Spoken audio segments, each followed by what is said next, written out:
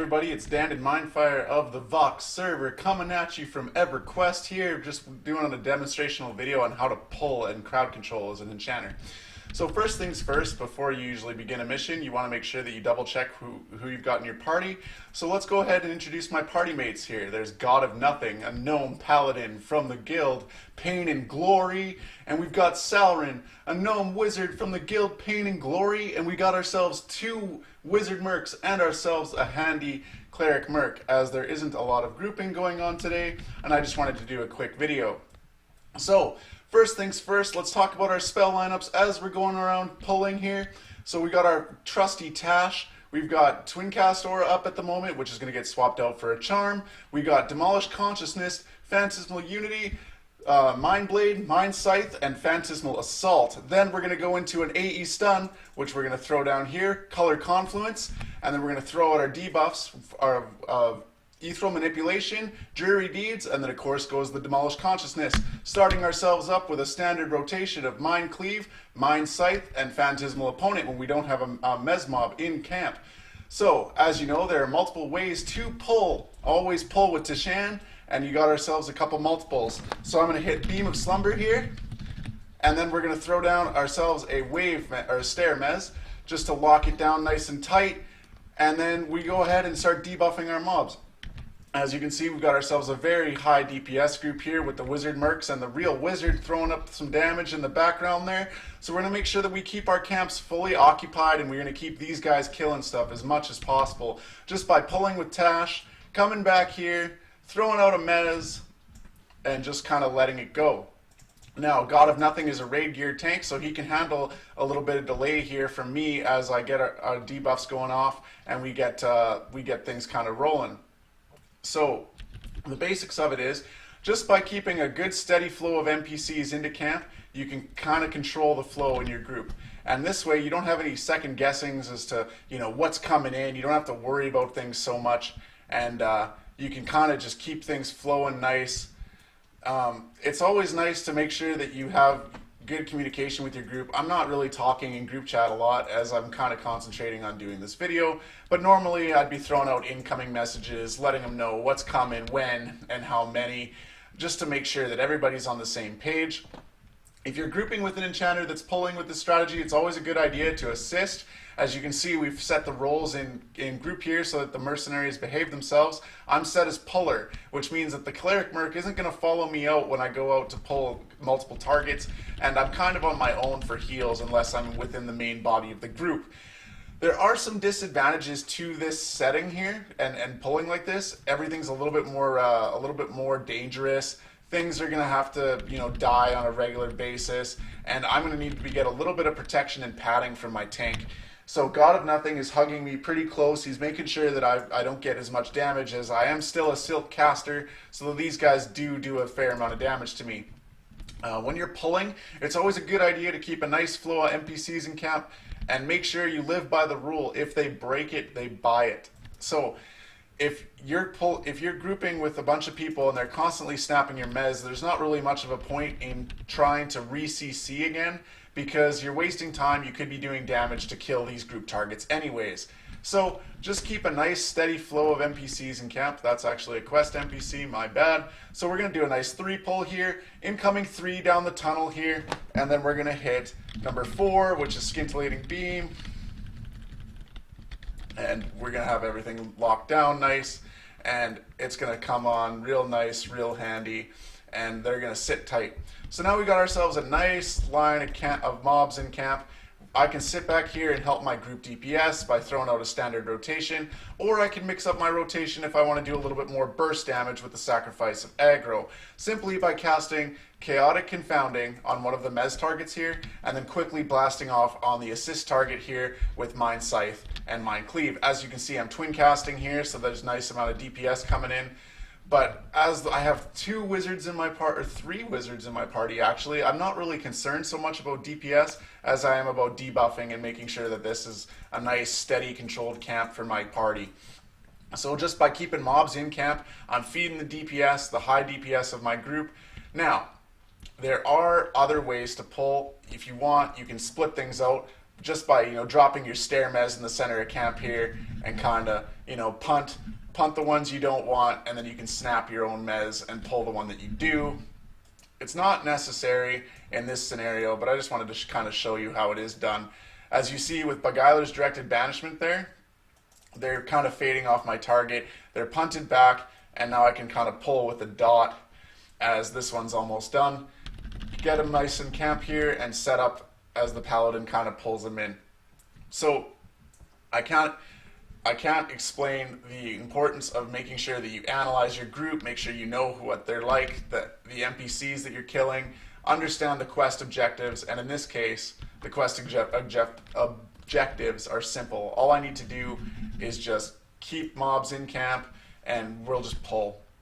Now, another thing to keep note of, because you're pulling a significant amount of mobs and you're keeping everybody in combat, it's good to manage the resources of your party as you go about doing your CC. So make sure you're watching your wizard's mana, make sure that everybody is kind of on par with each other, that we're keeping up. You don't want your group mates running out of mana, because then keeping several in party is not necessarily a good idea. So I compensated the mana usage by dropping my Robe Clicky, which has a lovely mana return on it, and I also dropped Second Spire, which is an AA. Speaking of AAs, let's talk about a couple crucial AAs that you're going to need to pull off this strategy. So to pull the strategy off effectively, you're going to need Beam of Slumber and Scintillating Beam, just to get those fast mezzes off as things are coming into camp. You can also get Ethereal Manipulation, which is a debuff which adds up to 4% of wizard critical damage, as I have a fair amount of wizards in my party. And then I use the Dreary Deeds for slow, and then of course the spell Cripple. Having more AAs in the defensive categories like Eldritch Rune and Phantasmal, Veil of Mind Shadow is a good idea, because I don't know if you guys are paying attention up top here on the right, you'll see that I'm actually getting hit and my runes are fading. So I need to make sure that I have good defensibility up, that I can absorb a little bit of damage. Another thing I wanted to touch on, make sure you're not relying on your runes too much, as your runes do generate a fair amount of aggro, and there is actually a patch coming up here that's going to change how runes work a little bit. I'll just discuss that really quickly. Basically, runes, the cast time of your rune is going to go down. It's actually going to go to a half second, and which is nice and fast. But the real problem with this is you're about to get a reuse timer of 12 seconds. So don't get too used to being able to sit back and hold your runes on as much. Runes are going to become more of a resource than something you can rely on a regular basis. So just be wise of that and make sure that you're aware that things are going to change. And just kind of keep things going with your group. Keep the DPS high. Keep the party informed of what you're doing. And always, always, always play within your party's comfort zone. If you're pulling more than one and your tank is not really happy with it, it's okay. Like, take a little bit more time with your pulls and single them out. Use Beguiler's Direct Banishment, which is an AA, or Beguiler's Banishment to quickly punt targets back with the blur component, just to split out those packs of 2 or 3. Now, another thing you can do, while we're talking mezzes here, we'll talk about the different types. There's single target mezzes. There's 2 types of those. There's Confounding, and then there's Chaotic Confounding. The only difference between those two is the Chaotic Confounding costs a little bit more mana, so it's a little bit more of a resource-heavy mez to use. And Chaotic Confounding also grants you 2 charges of Twin Cast, which allows your next 2 nukes to do a little bit more damage. So if you find yourself within a lower DPS group, you want to keep 2 in camp or so, you can do that and just kind of keep the DPS flowing as you are pulling, and you're kind of doing 2 things at once. Then we have our AE mezzes, which are, let me see, I don't really remember, Disorientation and Perilous Disorientation. The only difference is Disorientation doesn't last as long as Perilous Disorientation. Perilous Disorientation has 1 tick or 6 seconds more of duration. But the disadvantage of that is, again, there's a chance to have a mana drain land on yourself whenever you do use it. So there's a trade-off there. And then we have our targeted AE mezzes, which are going to play out a little bit different. There is Slackening Wave and Hypnotic Stare. These spells are on the same timer, so you don't want to be using both of them. Slackening Wave is a targeted mez. So if I target this NPC and throw out Slackening Wave, it's going to mez up to 6 targets up to around that target. And I'll show you Stare here. Stare gives you a little green circle around your cursor that allows you to mez up to 6 targets where you place the circle. Notice that geometry does play effect, as I do actually have the circle up, and you can't see it. So different target types to get used to. For players that are new to the Enchanter class, I always recommend the Wave mez, as Wave is a little bit easier to get used to. It's a little bit more forgiving if you were to just be learning. The Stare mez is a little bit more advanced. It does have its advantages. You can set traps ahead of the incoming NPCs, and you can kind of lead people into traps. And then, of course, we have the same basic idea for our stuns. As you'll find as you're pulling, that some targets are actually immune to mez. Some things just can't be mezzed, and they're just going to keep running at you even if you try. So it's always good to try a stun in that scenario. And in the odd case where a stun and a mez does not work, a quick punt will definitely work for you. So you'll see here my group is moving up as the pulls are starting to get longer.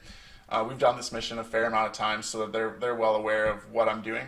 So you might have to talk to your groups, tell them you're on the move, let them know what's coming and what you're doing. So you can see here, in this case, I'm sticking close to my group, so I have my auras on them at all times, and that I'm just keeping a steady flow in, and things are going really good. The XP is flying in. If you're worried about pulling for a group, I'd suggest practicing by yourself. Learn your fades. Self-stasis is a self-fade that stuns you for 12 seconds and actually drops all your hatred. So you can actually clear this aggro list on the bottom. Another thing I suggest for new channers as they're learning is to learn to use your extended target window on the left here. And you can see that we have 3 in camp, 3 on target, and they'll show your hit points and whatnot. So learn to use your extended target window. Play in third person. Well, what I find this helps because you can see things a little bit behind you and to the sides, and just kind of get used to managing mobs around you, and you'll be good to go. Essentially, making sure that the next target is debuffed before the first one dies is handy, because then the tank can just quickly snap it awake, and then we'll be good to go. Let's talk about a couple of different benefits of using mez. Once you start getting the AAs and something called deep sleep, your mesmerize spells will have the ability to actually slow your target. And the second buff on deep sleep malaise, actually gives them a chance. Oh, sorry, I have it the other way around. Deep sleep malaise is the slow. Deep sleep itself is a chance to hit reduction. So I don't actually have to slow this target because he's got these 2 icons on him already, and I can just focus on damaging down the first. Always be mindful of your group. I can see Salren here is running a little bit low on mana, and my spires are about up. So using your AA spires, we'll go over those really quick. First spire pops doppelgangers whenever you get struck, so it's a defensive stance. Second spire is a restore stance. It will give your group up to 300 mana regen per tick, which in the modern game isn't very, very much when you're level 100. But when you're leveling up in the 80 to 85 range, as most people are that are watching these videos, they can restore mana to their group. Third spire gives your group a chance to actually critical hit on spells up to 95% of the time. So it actually ends up being quite the benefit. So you can increase your group's damage, you can give a mana, or you can play a defensive stance. All these discs are actually tied together, so if you use first spire, you won't be able, your second and third will go down. You also have a robe clicky. If you've been getting current armor from the expansions you've been farming in, we're doing Call of the Forsaken content right now. But if you're doing content in House of Thule or something like that, make sure you guys get your class-specific breastplate, as they do restore mana to your group equivalent to your level, and they do actually give a little bit of a DPS bonus for casters. Um, Channers are caster support, so that we're always needing to make sure that we're paying attention to our casters in our group. We're running auras for them. We're giving them mana back. We're making sure that they're buffed. They have their clarity. We can also play a melee support role, and if you take a look at my video on auras, you can take a look at the different styles of auras that we can run in different scenarios. As I have a high caster DPS group in this scenario, I'm going to be running a lovely caster DPS set so that everybody is happy and we're killing mobs as fast as possible. Now, keep in mind that Channers do have the ability to amplify DPS in more of a stance than what I'm doing right now. Channers can do something called Charm. We can take control of one NPC. I'm just going to have them move up after this, actually. We can take control of an NPC, and we can have that NPC work on our sides. But this is incredibly risky, as charms can break, and you're going to become another target for that NPC as soon as charm breaks. So basically, by charming and adding more DPS, you can play more of a DPS role. I don't recommend charming if you're going to pull, as sometimes you're going to have to use invisibility to pull and to sneak around mobs and stuff like that. So invisibility breaks charm. So if you invis yourself and then you're charming, well, your charm pet is now going to be loose and he's going to be wreaking havoc on your targets. So that's one more point of view. Now, seeing as Godofnothing is pulling right now, I'm just going to grab this charm pet here with Impose, and we're going to be able to snap debuffs on, and that mosquito is now going to work for us for a little bit here. Seeing as these Dead Hill missions that we're doing right now in Call of the Forsaken, these are really, really good XP. You can start doing these at 80 to 85. You can just grind these out with people. And just look on the internet there on EQ resources, on different guides, on different heroics. I personally like the Dead Hills missions. A couple people really like the Neriac ones or the Ethermere ones, and there's no wrong answer for that particularly.